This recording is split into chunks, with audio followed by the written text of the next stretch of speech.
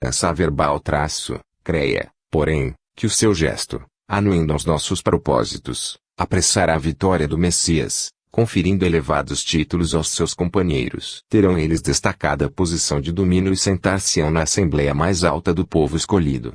É tempo de libertarão e, certo, Jesus é o Rei que Jeová nos envia. Judas não cabia em si mesmo, tal o contentamento que lhe tornava o coração. Preocupado, no entanto, com a situação do profeta, a quem tanto devia, perguntou, humilde: "E o mestre?"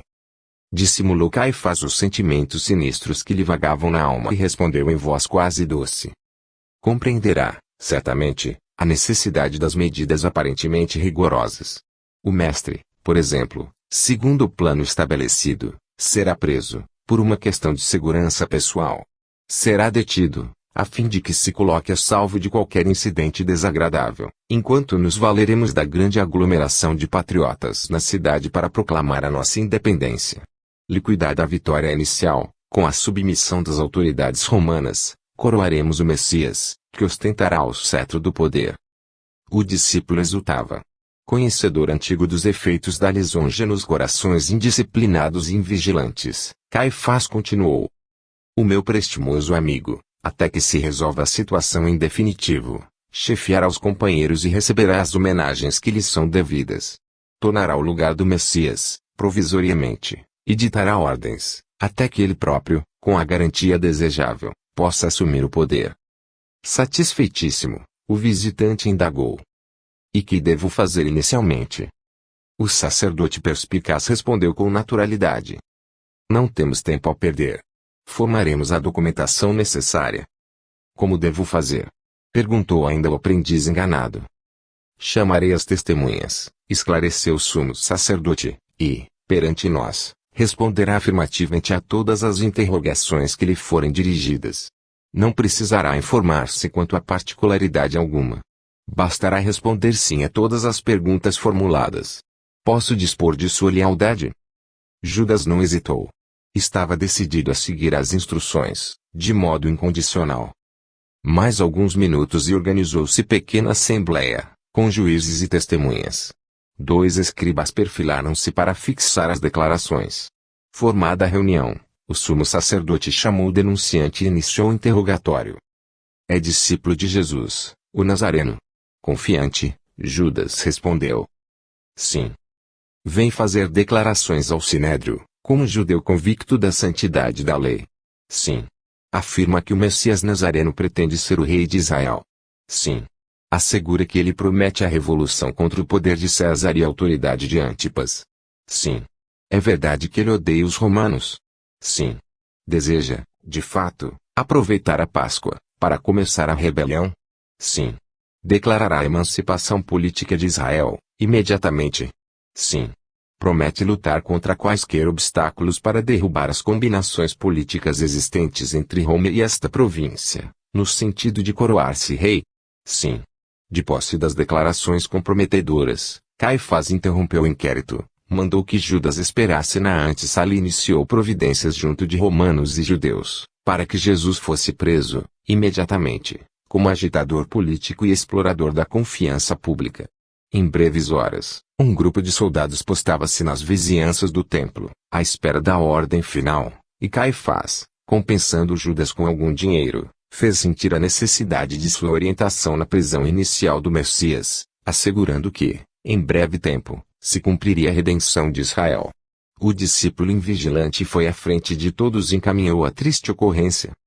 E, quando os fatos marcharam no outro rumo, debalde o Iscariote procurou avistar-se com as autoridades, tão pródigas em promessas de poderes fascinantes. Fim do processo de humilhações, encarceramento, martírio e condenação de Jesus. O aprendiz infiel conseguiu encontrar o sumo sacerdote e alguns intérpretes da lei antiga, em animada conversação no Sinédrio.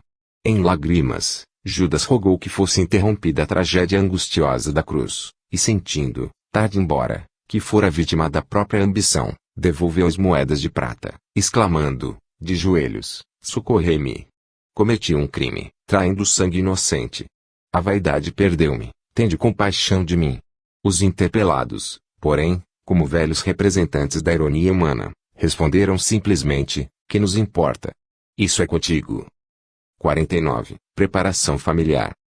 O problema familiar, por mais que nos despreocupemos dele, buscando fugir à responsabilidade direta, constituirá sempre uma das questões fundamentais da felicidade humana.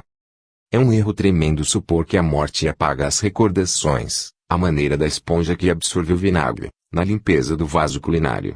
Certamente, os laços menos dignos terminam na sombra do sepulcro, quando suportados valorosamente, e encarados como sacrifício purificador, na existência material.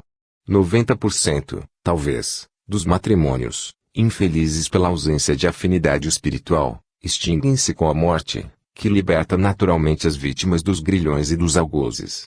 O Evangelho de Jesus ensina entre os vivos que Deus não é Deus de mortos, e os que perderam a indumentária carnal, sentindo-se mais vivos que nunca, acrescentam que Deus não é Deus de condenados.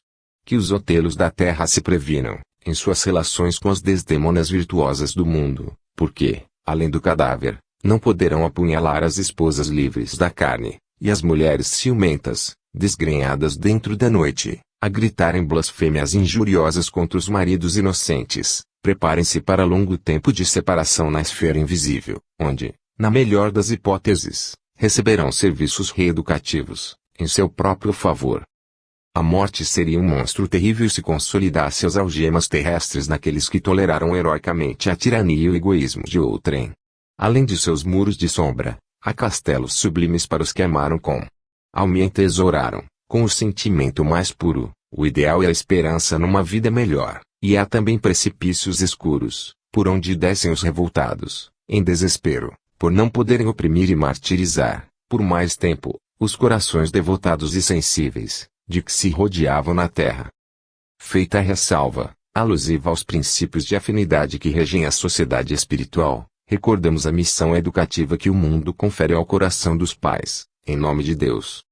Constituiria ato casual da natureza a reunião de duas criaturas, convertidas em pai e mãe de diversos seres. Mera eventualidade o erguimento de um berço enfeitado de flores. Diz a medicina que o fato se resume a simples acontecimento biológico. O estatuto político relaciona mais um habitante a enriquecer o povoamento do solo e a teologia sustenta que o Criador acaba de formar outra alma, destinada ao teatro da vida, enquanto a instituição doméstica celebra a ocorrência com desvairada alegria, muito bela sem dúvida, mas vizinha da irreflexão e da irresponsabilidade. É razoável que os pais sintam emoções verdadeiramente sublimes e acolham o rebento de seu amor com indefiníveis transportes de júbilo. Todavia, é necessário acrescentar que a galinha e a leoa fazem o mesmo. Certas aves do sul da Europa chegam a roubar pequeninas joias de damas ricas, a fim de adornarem o ninho venturoso pela chegada dos filhotinhos. Por esse motivo, no círculo da humanidade, é preciso instituir serviços eficientes contra o carinho inoportuno e esterilizante. Os filhos não são almas criadas no instante do nascimento, conforme as velhas afirmativas do sacerdócio organizado. São companheiros espirituais de lutas antigas, a quem pagamos débitos sagrados ou de quem recebemos alegrias puras, por créditos de outro tempo.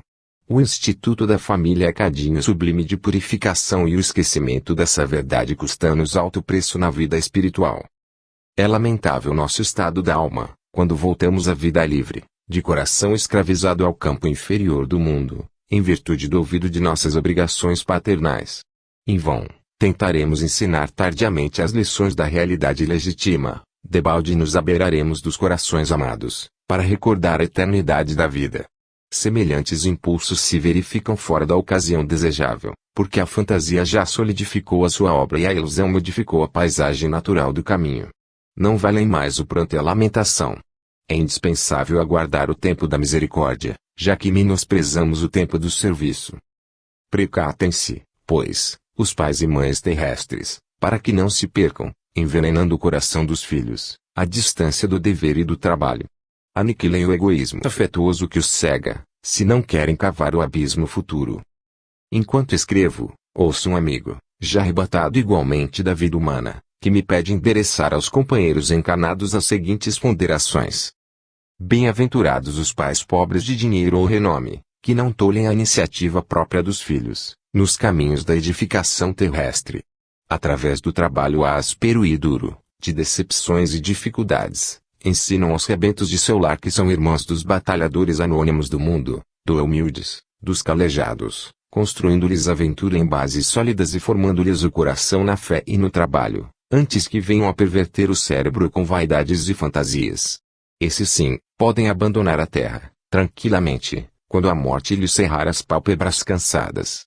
Mas, infortunados serão todos os pais ricos de bagagens mundanas, que desfiguram a alma dos filhos, impondo-lhes mentirosa superioridade pelos artificialismos da instrução paga, carregando-lhes a mente de concepções prejudiciais, acerca do mundo e da vida, pelo exercício condenável de uma ternura falsa.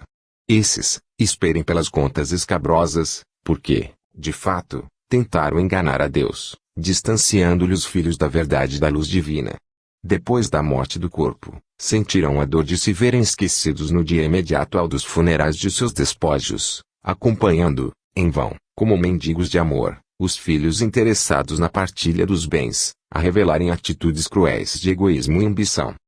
Com estas palavras de um amigo, finalizo minhas despretensiosas considerações sobre as responsabilidades domésticas, mas duvido que existam pai e filhos na carne com bastante sensatez para nelas acreditarem. 50. Oração de um morto pelos mortos. Senhor Jesus, muita vez o trabalhador do campo da vida interromperá o serviço do arado, não para olhar atrás, misturando saudades da esfera inferior com aspirações do plano sublime, mas para fixar as zonas mais altas e rogar-te o auxílio imprescindível. Mestre de sabedoria e bondade, não te venho pedir hoje pelos que ainda se prendem à luta da carne. O faminto, que se arrasta no mundo, na maioria das vezes encontrará uma côdea de pão. O doente, quase sempre, achará remédio salutar. Venho pedir-te por todos aqueles que a morte arrebatou ao corpo físico, inesperadamente, quando seus corações navegavam em pleno mar de ilusão, por aqueles que deixaram os afetos mais caros, que abandonaram o ninho doméstico entre angústias e lágrimas, que desertaram compulsoriamente dos serviços materiais em que punham a esperança. Muitos deles, Jesus, acordaram em regiões que supunham não existir, outros amparam-se ainda com os familiares do mundo, tentando restaurar uma situação que a divina lei considera encerrada. Em definitivo, outros ainda, mestre, se conservam apegados ao sepulcro que lhes guarda os despojos, procurando inutilmente renovar as exaustas energias orgânicas. Senhor, por que não pedir por eles o teu amor que nos legou a doutrina do túmulo vazio? É verdade que a maioria deles, pobres espíritos infelizes e perturbados, menosprezaram-te o nome, esquecendo as obrigações que lhes competiam na terra. Inegavelmente, criaram dolorosos infernos de remorso e sofrimento para si mesmos, que a tua própria complacência não pode remover, nem destruir, em virtude das soberanas e indefectíveis leis do Eterno, mas nós te rogamos um raio de luz que os esclareça, uma gota do bálsamo de teu infinito amor que lhes alivie os inomináveis padecimentos. Ensina-lhes ainda, por intermédio de teus mensageiros abnegados, o desprendimento dos derradeiros laços que os escravizam aos enganos do passado cruel. São míseros paralíticos do coração, que perderam o movimento fácil, por haverem desprezado os raciocínios nobilitantes, e cegos que subtraíram a visão a si mesmos, viciando os olhos na contemplação e fantasias sem números, no círculo das sombras terrestres.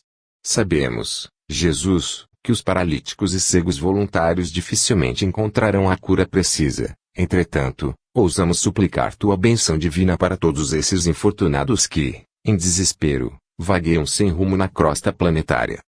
Ajuda-os por compaixão, a se desfazerem das ilusões que os prendem à inquietação e ao tormento íntimo. Auxilia-os no aprendizado da arte difícil de dizer adeus.